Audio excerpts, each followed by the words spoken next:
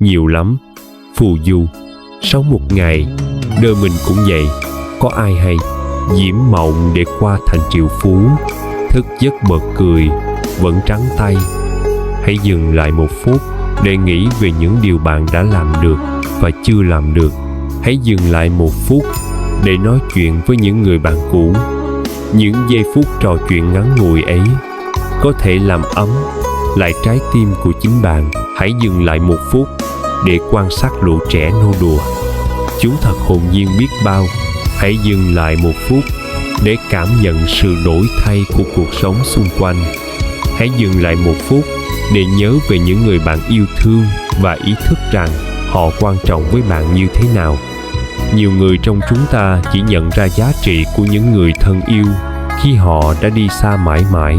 Hãy dừng lại một phút để ngẫm về việc thời gian không bao giờ trở lại. Và đừng quên dừng lại một phút để trở về với chính mình. Đôi khi tỉnh giữa đời mơ để tâm tỏ ngộ bến bờ thực hư. Câu chuyện về hạnh phúc.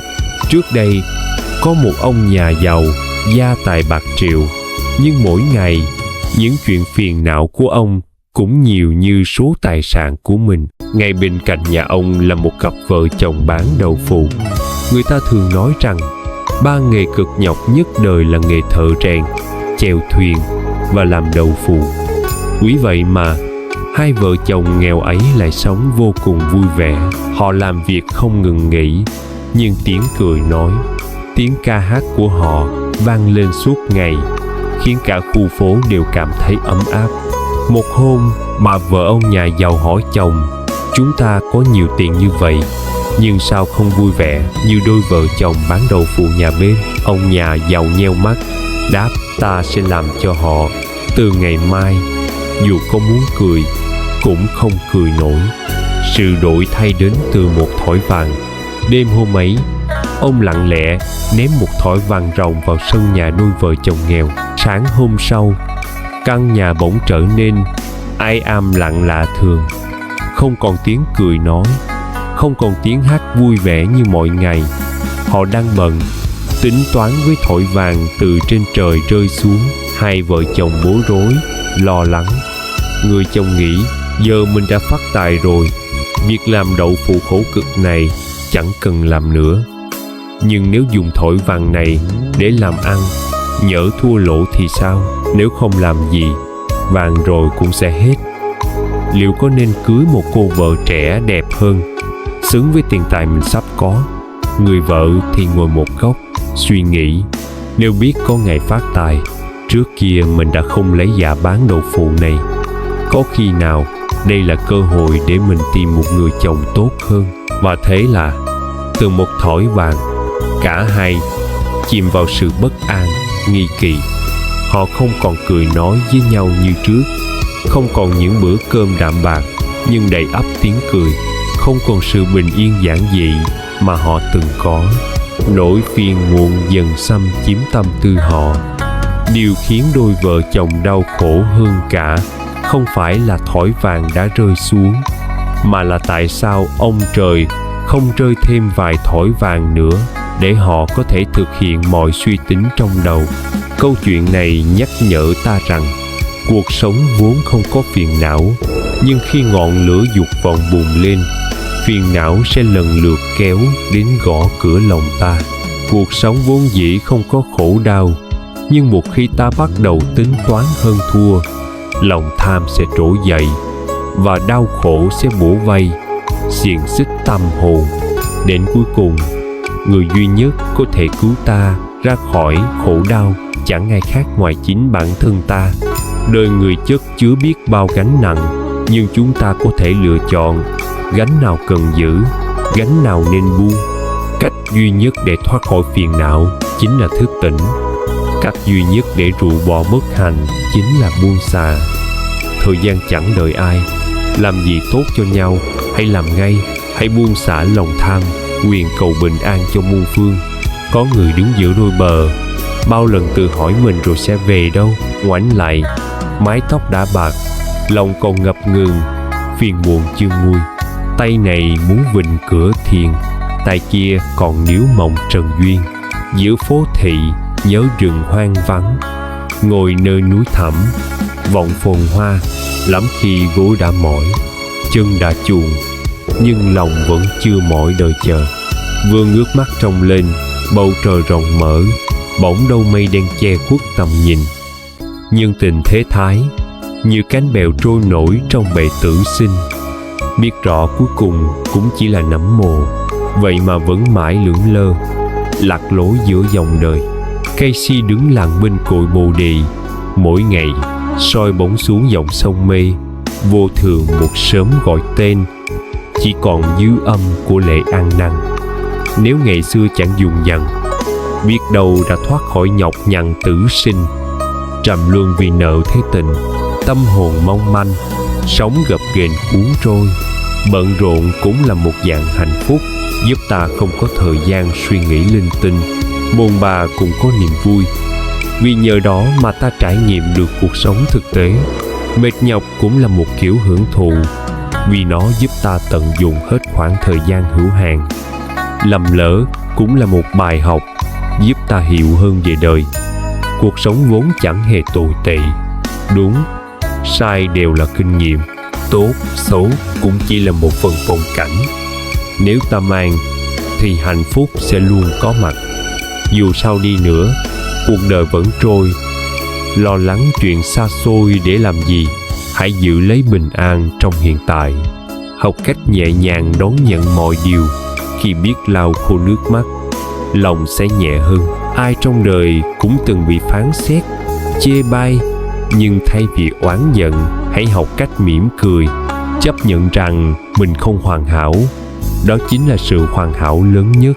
Không cần phải thay đổi bản thân để làm vừa lòng tất cả. Chỉ cần sống ngay thẳng, không hại mình, không hại người, không thẹn với lương tâm là đủ. Dù bạn sống tốt thế nào, cũng không thể làm hài lòng tất cả. Dù bạn cố gắng bao nhiêu, cũng vẫn có người khen, kẻ chê. Dù bạn thành công rực rỡ, vẫn sẽ có người ghen tị, kẻ ganh ghét. Cuộc sống là như thế. Bạn không thể khiến tất cả yêu thích mình. Vậy hãy cứ sống đúng với chính mình, giữ một tấm lòng an nhiên và bước đi vững chãi trên con đường đã chọn. Bạn không cần phải trở thành phiên bản mà người khác mong muốn. Bạn chỉ cần là chính mình, một bạn chính tốt đẹp nhất. Người đời có cùng ánh mắt, nhưng mỗi người lại có một góc nhìn riêng. Miệng giống nhau, nhưng lời nói lại muôn hình vạn trạng. Trái tim cấu tạo tương đồng, nhưng suy nghĩ lại khác biệt. Tiền tài có thể giống nhau, nhưng cách chi tiêu thì chẳng ai giống ai. Đúng, sai, tốt, xấu, tất cả đều do lập trường mà khác nhau. Cùng một sự việc, nhưng hoàn cảnh khác thì cách nhìn cũng khác. Cùng là con người, nhưng mỗi cá nhân đều có một lối sống riêng. Vậy tại sao phải ép mình theo chuẩn mực của người khác? Tại sao phải thay đổi bản thân chỉ để làm vừa lòng tất cả? Hãy tự tin bước đi trên chính đôi chân của mình. Sống là chính mình, không cần ai công nhận. Đại bàng không cần tiếng vỗ tay, cũng có thể sải cánh bay cao. Cỏ dại không cần ai chăm sóc cũng biết tự vươn mình lớn lên. Hoa mọc giữa núi sâu, dù chẳng ai ngắm nhìn, vẫn tự tỏa hương. Làm việc không cần ai cũng phải thấu hiểu, chỉ cần dốc lòng hết sức. Làm người không cần ai cũng yêu quý, chỉ cần sống thẳng thắn, rộng lượng. Mỗi loài hoa đều có màu sắc, dáng vẻ riêng, nhưng tất cả đều có quyền nở rộ và tỏa hương. Mỗi con người cũng vậy, ai cũng có phong cách sống riêng. Cớ sao không nâng đỡ nhau mà lại đạp nhau xuống? Nếu điều gì xứng đáng, hãy trân trọng. Nếu điều gì mang lại hạnh phúc, hãy giữ gìn. Nếu ai đó khiến bạn vui vẻ, hãy gần gũi. Nếu điều gì làm bạn cảm động, hãy yêu thương. Sống thiện lành, không cần người đời phán xét. Làm người, nếu nói là dễ, thì cũng không hẳn dễ. Để lay động hàng ngàn trái tim, hay kiểm soát miệng lưỡi thiên hạ, chắc chắn không đơn giản. Làm người, nếu nói là khó, thì cũng không quá khó. Chỉ cần giữ một tấm lòng lương thiện, sống ngay thẳng, vậy là đủ. Cuộc đời thật ra không dài. Đã đến đây rồi, hãy sống sao cho thật đẹp. Không phải cứ theo ý mình là tốt nhất. Trong cuộc sống, có nhiều việc không theo ý mình, nhưng lại mang đến kết quả tốt đẹp hơn mong đợi. Mặt trời không vì bạn không vui mà ngừng mọc. Mặt trăng không vì bạn trách hờn mà thôi tỏa sáng. Nhắm mắt lại không có nghĩa là cả thế giới chìm vào bóng tối. Làm mờ mắt người khác chưa chắc ánh sáng sẽ thuộc về riêng mình. Trên đời chẳng có ngọn cỏ nào là không thể bị đốn. Lời Phật dạy, dừng lại một phút, suy ngẫm về cuộc đời. Chỉ có búa rìu chưa đủ sắc bén. Công việc cũng vậy, không có gì là không thể làm được, chỉ có người chưa nghĩ ra phương pháp. Nếu muốn, ta sẽ tìm cách. Nếu không muốn, ta sẽ tìm lý do. Hạnh phúc là biết chấp nhận và cân bằng. Cuộc sống giống như một ly nước, dù nóng hay lạnh, chỉ cần phù hợp với mình là đủ. Hương vị dù ngọt bùi hay cay đắng, chỉ cần hợp khẩu vị thì đều có thể thưởng thức. 4 mùa luân chuyển, mỗi mùa đều có vẻ đẹp riêng. Mọi hoàn cảnh đều có hai mặt. Chấp nhận nó, ta sẽ thấy an nhiên. Mỗi người có 2 con đường cần đi. Một con đường dùng tâm cảm nhận, gọi là ước mơ. Một con đường dùng chân bước đi, gọi là hiện thực. Nếu tâm không kịp cảm nhận, hiện thực sẽ trở nên nhạt nhòa. Nếu chân bước đi quá chậm, ước mơ sẽ mãi mãi xa vời. Trên thế gian này, điều khó chịu nhất không gì hơn là chứng kiến người mình yêu thương lại hướng lòng về một kẻ khác. Nhưng suy cho cùng, mọi thứ trên đời này đều là duyên phận. Chúng ta không thể kiểm soát được cảm xúc hay hành động của người khác, nhưng ta có thể lựa chọn sống thật tốt với chính mình. Đừng vì ánh mắt thiên hạ mà đánh mất bản thân. Đừng vì sự phán xét của người khác mà thay đổi con đường mình đã chọn. Hãy cứ sống theo cách mà mình cảm thấy thanh thản nhất. Bởi lẽ, hạnh phúc không nằm ở sự công nhận của người khác, mà nằm ở sự an nhiên trong tâm hồn ta. Đời người cũng giống như một ly trà.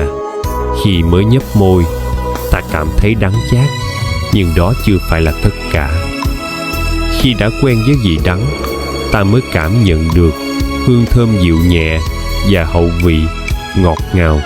Chúng ta mệt mỏi không phải vì cuộc sống quá khó khăn, mà vì cứ do dự giữa kiên trì và buông bỏ.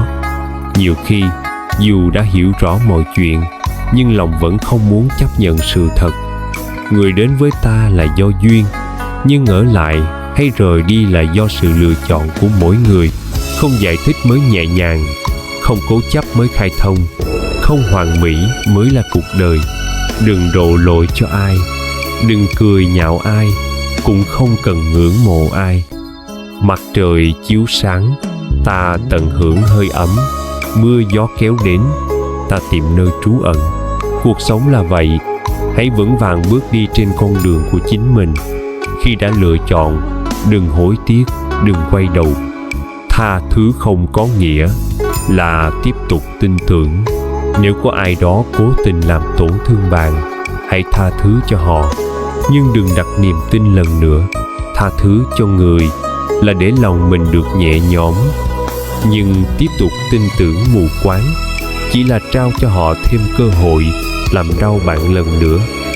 Chúng ta có thể tin rằng ai cũng có thể sửa đổi lỗi lầm, nhưng hãy để thời gian và cuộc đời kiểm chứng điều đó. Dù cuộc sống có 100.000 lý do để khiến bạn buồn, hãy tìm một lý do để mình được vui. Dù thế giới có khắc nghiệt đến đâu, điều bạn cần làm chỉ là giữ lấy một trái tim nhẹ nhàng và an nhiên. Buông bỏ những người và những chuyện không đáng. Sống trọn vẹn với giây phút hiện tại. Khi bạn biết tự chăm sóc bản thân, không lại vào ai, kiên trì bước tiếp, chắc chắn ánh sáng và sự ấm áp sẽ đón chờ bạn trên con đường phía trước. Sống để hiểu, không phải để hơn thua. Cuộc sống không phải là chiến trường, nên không cần phải phân định thắng thua giữa người với người. Giữa con người với nhau, nếu cảm thông tăng lên, hiểu lầm sẽ giảm xuống.